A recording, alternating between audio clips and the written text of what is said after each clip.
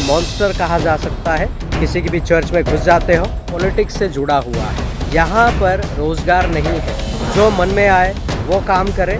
जो बॉर्डर पे खड़े हैं वो लोग कौन है? उम्र कैद की सजा, धर्मांतरण की बात नहीं चल रही है।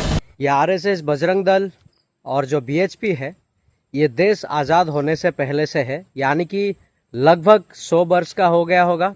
तो अगर ये सब राष्ट्र समाज सेवा संघ है तो इनके अंदर भगत सिंह, चंद्रशेखर आज़ाद, मंगल पांडे, सुभाष चंद्र बोस इनके संगठन में क्यों नहीं जुड़े?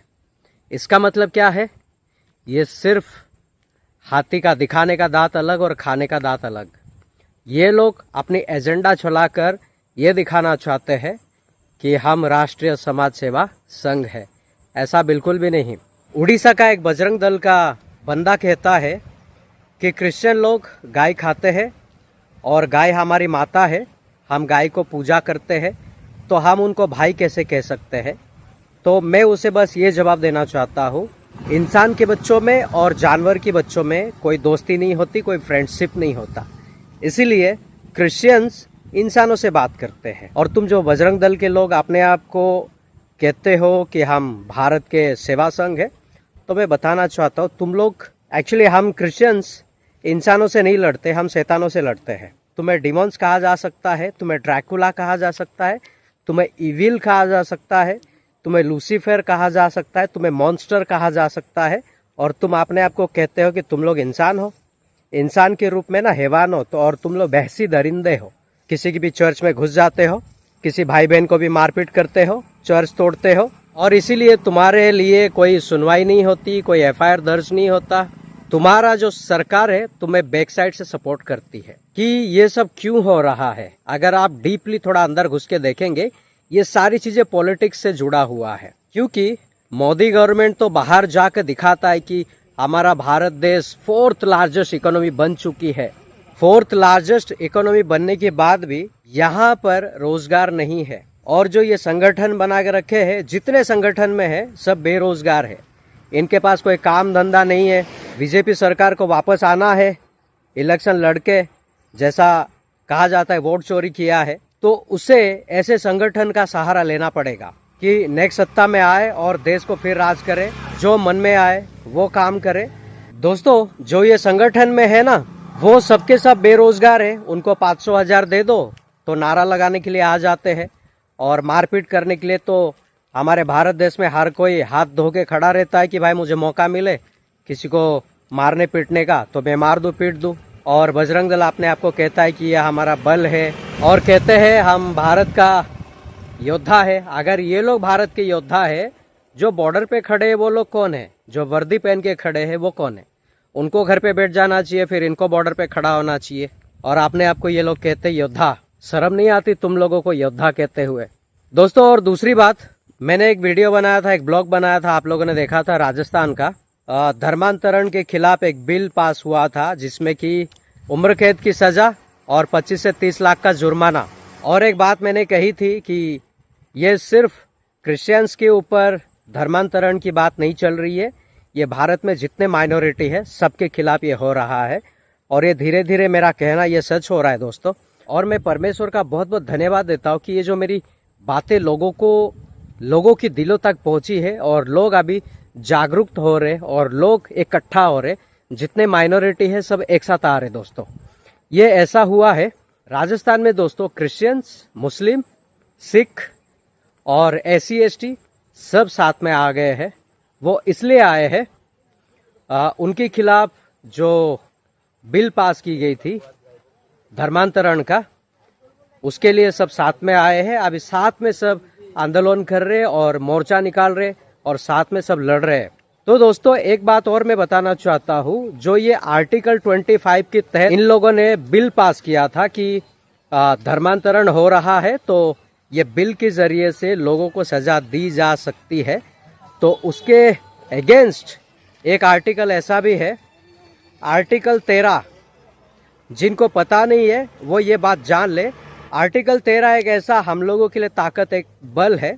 आर्टिकल 13 में ऐसा लिखा है, जो हमारा फंडामेंटल राइट्स के खिलाफ अगर कोई बिल अगर पास होती है, उसको खारिज किया जाएगा, और वो बिल जो पास होता है वो अमान्य है, यानी कि वो बिल का कोई भी मोल नहीं रहेगा, वो उसका कोई काम नहीं रहेगा, वो जीरो है।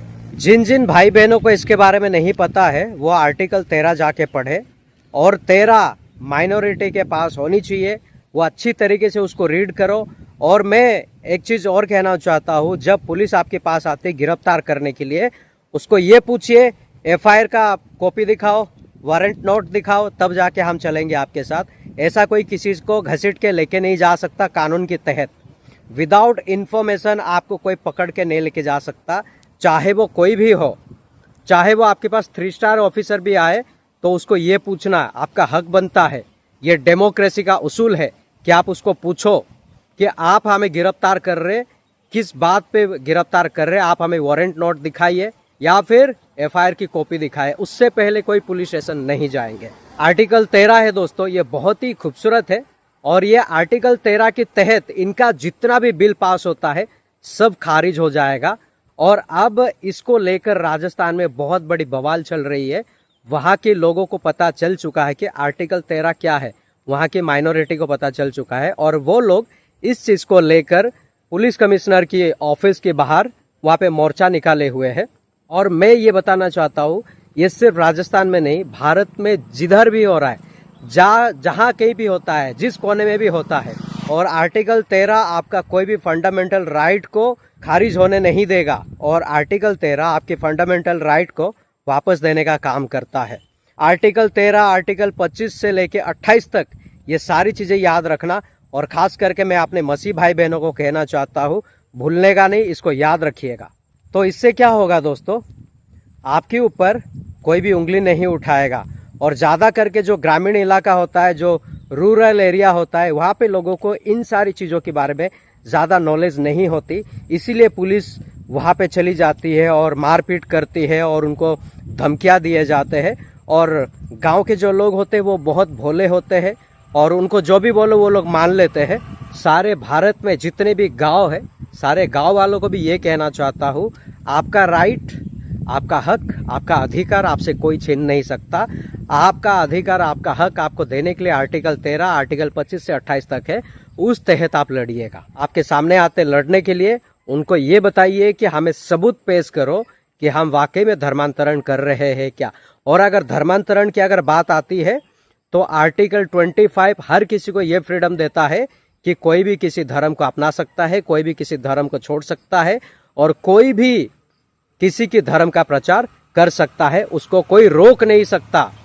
और ये बेरोजगार दल को मैं ये पूछना चाहता हूँ, जो तुम लोग कहते हो कि क्रिश्चियंस अवैध रूप से अपनी धर्म का प्रचार करते हैं और चर्च चलाते हैं, यह अवैध रूप से नहीं, ये हमें आर्टिकल 25 हक देता है, उसके तहत हम करते हैं। अगर अवैध रूप से अगर देखा जाए तो तुम लोगों को सवाल ये बनता है, तुम लोगों के ऊपर, जहाँ कहीं पे अगर छोटा सा जगह दिखा उसको कब्जा करने के चक्कर में तुम लोग मंदिर बना देते हो। पहले पत्थर डालोगे, फिर पेड़ लगाओगे, फिर बाउंड्री बनाओगे, फिर घेर लेते हो। ये अवैध काम तुम लोग करते हो, हम लोग नहीं करते। इसीलिए क्रिश्चियंस के ऊपर उंगली उठाने से पहले ना अपने अंदर झांक कर देखना कि तुम लोग क्या हो। मैं सारे माइनॉरिटी हमारे भारत देश में जितने भी है ना, ये चाहता हूँ, अभी वक्त नहीं है मैं क्रिश्चियंस, मैं मुसलमान, मैं सिख, मैं बुद्ध, मैं जैन करने की, अभी वो समय नहीं है। अभी समय है सब एकजुट होकर अपने हक के लिए लड़ना। और जब आप अपने हक के लिए लड़ोगे तो ये फ्रीडम मिलेगा, वरना ये सारे जो है ना आपको यहाँ पे चलने नहीं देंगे। इन लोगों का जो फन है ना, उसको पैरों तले कुचलने का वक्त आ गया दोस्तों। कोई भी भेदभाव ना करे और सब साथ मिलके काम करे। जो राजस्थान का मैंने खबर सुनी है दोस्तों, मुझे बहुत अच्छा लगा। वहाँ पे क्रिश्चियंस, मुसलमान, बुद्ध, जैन, सिख एक साथ आए हुए हैं और सब मिलकर मोर्चा निकाले हुए हैं, और सब लोगों का एक ही सवाल है कि हमारा फंडामेंटल राइट हमसे कोई छीन नहीं सकता और हम वो छीनने नहीं देंगे। और ये जो गुंडे बने हैं, फिरते हैं, और ये जो अपने आप को कहते हैं कि समाज का सेवक है, इन लोगों को सलाखों के पीछे डालो। तो लोगों का ये नारा चल रहा है, और मैं सारे भारत माइनॉरिटी लोगों को ये कहना चाहता हूँ कि आप लोग भी जाग जाओ।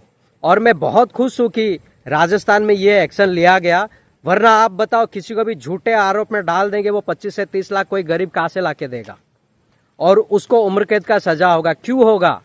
क्या वो इस भारत देश का सिटीजन नहीं है, नागरिक नहीं है? क्या वो टैक्स नहीं भरता है? क्या वो गवर्नमेंट के रूल्स को फॉलो नहीं करता है? क्या वो कानून को हाथ में लेता है? तो मेरा सारे हमारे भारत में जितने भी माइनॉरिटी है, सारे भाई बहन को मेरा एक ही रिक्वेस्ट है, अभी साथ में आने का वक्त है और साथ में आके काम करने की ज़रूरत है। नहीं तो ये जो नाग बन के घूम रहे हैं ना कभी किसी ना किसी को डस देंगे। तो इनका फन को ना पैरों तले कुचलने की ज़रूरत है दोस्तों।